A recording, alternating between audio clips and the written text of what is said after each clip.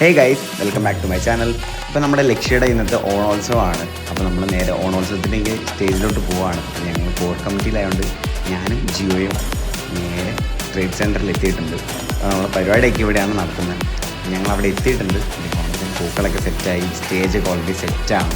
പിന്നെ അവിടെ കുറേ ആർട്ടിസ്റ്റുകൾ മേക്കപ്പ് ചെയ്യുന്നുണ്ട്. പിന്നെ ഇതാണ് എൻ്റെ ടീം. ഇപ്പം നമ്മൾ എല്ലാം റെഡിയാക്കി വെച്ചിട്ടുണ്ട്. പിന്നെ അവിടുത്തെ പരിപാടികളുടെ വീഡിയോസ് ഞാൻ ഇപ്പോൾ ആഡ് ചെയ്യുന്നുണ്ട്.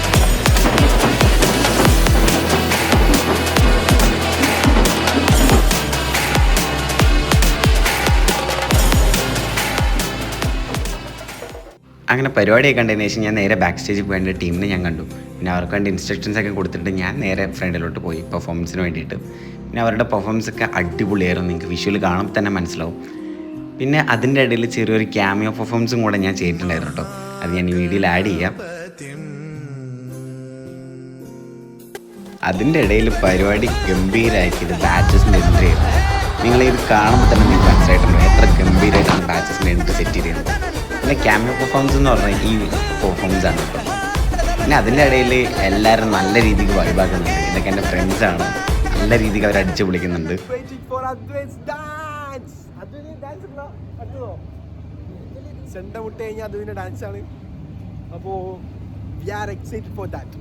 അങ്ങനെ എൻ്റെ ഫ്രണ്ട്സിൻ്റെ എക്സ്പെക്റ്റേഷൻസ് ഒന്നും ഞാൻ തകർത്തിട്ടില്ല. എൻ്റെ മാത്സിന് ഞാൻ അവിടെ കൊടുത്തിട്ടുണ്ട്. അപ്പം എല്ലാവരും പറഞ്ഞത് കൊള്ളാമെന്നായിരുന്നു. അപ്പം ഞാൻ ഹാപ്പിയായി.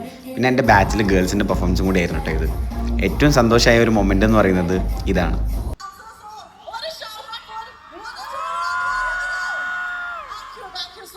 ഗൈസ്, ഞാൻ ഇത് ഒട്ടും എക്സ്പെക്റ്റ് ചെയ്തിരുന്നില്ല. അപ്പം ഭയങ്കരമായിട്ട് സന്തോഷമായി. പിന്നെ ആ പരിപാടിയൊക്കെ കഴിഞ്ഞതിന് ശേഷം ഞാൻ നേരെ എൻ്റെ ഫ്രണ്ട്സിൻ്റെ അടുത്തേക്ക് പോയിട്ട് കുറച്ച് നേരം ഡാൻസ് കളിച്ചു. അങ്ങനെ ഡാൻസ് കളിച്ചതിന് ശേഷം ഞാൻ നേരെ പോയത് ലഞ്ച് കഴിക്കാനാണ്. അപ്പോൾ അവിടെ എത്തിയിട്ട് ഞാൻ പരിപാടിൻ്റെ റിവ്യൂ എൻ്റെ ഫ്രണ്ട്സിനോട് ചോദിച്ചു.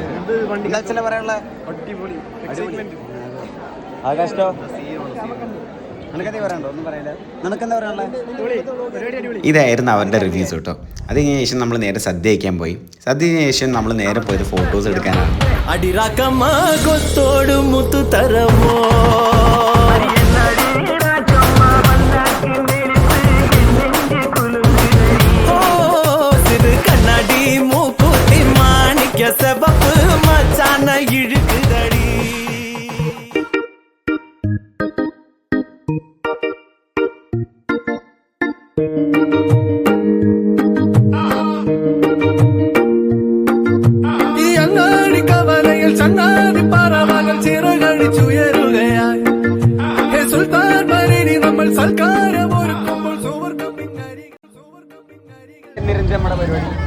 പരിപാടി സൂപ്പറാന്ന് പറയണമെന്നുണ്ട്. ആകാശേട്ടൻ പൊളിയായിരുന്നു. ആകാശേട്ടൻ സീനായിരുന്നു. ആകാശേട്ടൻ ഫോട്ടോ ഒക്കെ എടുത്തു.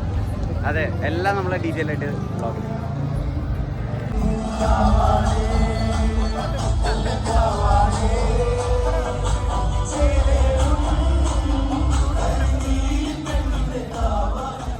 കുറേ നേരം അകത്തിരുന്നോണ്ടായിരിക്കും നമുക്കെല്ലാവർക്കും ക്ഷീണം പിടിച്ചുകൊണ്ട് നമ്മൾ നേരെ പുറത്തിറങ്ങി.